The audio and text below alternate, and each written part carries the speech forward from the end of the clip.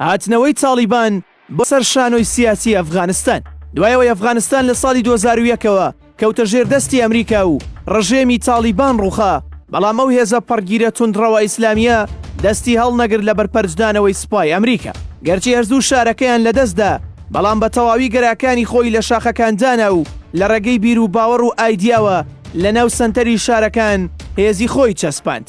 تاڵیبان لە ڕوانگەی سەربازیەوە دۆڕا، بەڵام لە ڕوانگەی چەسپاندنی باوەڕەکان لە ناو ئەفغانستاندا مانەوە و هەژمونیان بەسەر دەسەڵاتی ئەفغان و ئەمریکادا هەبوو. لە دوایەوەی ئەمریکا هێزێکی زۆری لە ئەفغانیەکان دروست کرد و حکومەتێکی نیشتیمانی بۆ دروستکردن بەبێ تاڵیبان، بەڵام ئەو هێزە چونکە لە باوەڕەوە نەبوو لەژێر کۆنتڕۆلی کەسایەتیە سیاسیە گەندەڵەکانی ئەفغانستاندا بوو، نەیتوانی ببێتە هێزێکی نیشتیمانی کە ئەفغانیەکان بەهی خۆیانی بزانن. دوای پێشکەشکردنی ئەوکاری لەلایەن ئەمریکیەکان لە ڕوانگەی چەک و لەلایەکی تر ڕاهێنان، بەڵام ئەو سوپایە نەیتوانی لە قوڵایی دڵی خەڵکی ئەفغانستاندا شوێن بگرێ و بوو بە هێزێکی نیشتیمانی و کەوتە ژێر کۆنتڕۆلی گروپ و بەرەی جیاوازەوە. ساڵی 2020 لە دەوحەی پایتەختی قەتەر ئەمریکا لەگەڵ تاڵیبان گەیشتنە لێک تێگەیشتن. سەرنجام ئەمریکا بڕیاریدا بە کشانەوەی سوپاکەی لە ئەفغانستان، بەڵام ئەو سوپایی لە ئەفغانیەکان دروست بوو نەیتوانی پشت بەخۆی ببەستێت. هەردوای بڕیاری کشانەوەی ئەمریکا، ئەوانیش ئیرادەیان بەرامبەر بە سوپاتوندڕەوەکەی تاڵیبان تێکشکە. ساڵی 2021 سوپای ئەمریکا دەستی کرد بە کشانەوە.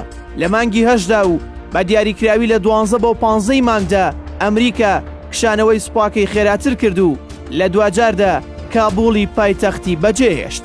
سوپای تاڵیبان لە پێشڕەویکردنی خێرادا بوو بۆ گرتنەوەی شارەکان و سوپای ئەفغانستانیش نەیتوانی بەرامبەر تاڵیبان بچێتە جەنگەوە و ئیرادەیان نەبوو، چونکە خۆشیان سوپایەکی نانیشتیمانی بوون و ژێردەستەی بەرە جیاوازەکان بوون. سەرکردەی حیزبەکەیان و سەرۆکی ئەفغانستان ئەشرەف غەنی لە ڕێگەی فڕۆکەوە بۆ سەلامەتی گیانی خۆی و بێبیرکردنەوە لەوەی کە ئەو سەرۆکی وڵاتە و بەرپرسی وڵاتە، بەڵام ڕای کرد و لە دوجاردا تاڵیبان کۆنتڕۆلی ئەفغانستانی ڕاگەیاند. بۆ تێگەیشتن لەم ئاڵ و گۆڕەی لە ناوچەکەدا بوونی هەیە و بە لە بەرچاوگرتنی هاوکێشە دەرەکیەکان، عێراقیش لە چوارچێوەیەکی هاوشێوەوە نزیکە، چونکە تا ئێستا سوپای نیشتیمانی توانای بەسەر گروپە شیعەکان دانیە لە عێراق و هەرچی پێوەستی هێزی پێشمەرگەشە ئەوانیش بەهۆی ئەوەی نەبوونە هێزێکی نیشتیمانی و بەسەر دوو زۆن و لە ناویشیاندا بەسەر دیوەخان و کەسایەتیەکاندا دابەش بوون. ئەوە لە ئەگەری کشانەوەی هێزی دەرەکی زۆر بە ئاسانی گۆڕەپانەکە تەسلیم دەکەنەوە، وەک چۆن نمونەی هاوشێوەمان لە مووسڵ و کەرکووک و شەنگال و حەوی جەدا بوونی هەبووە بەرامبەر بە داعش. نمونەی زۆر سەرکردەژە بوون کە لە ڕێگەی سەفەرکردن و ڕاکردن بوون بۆ دەرەوەی وڵات. لە ئێستادا دەبێت ئەو تێ بڵین تەواوی ئەو گەل و نەتەوانەی سوود لە مێژوو وەرناگرن، مێژوویان بەسەردا دووبارە دەبێتەوە.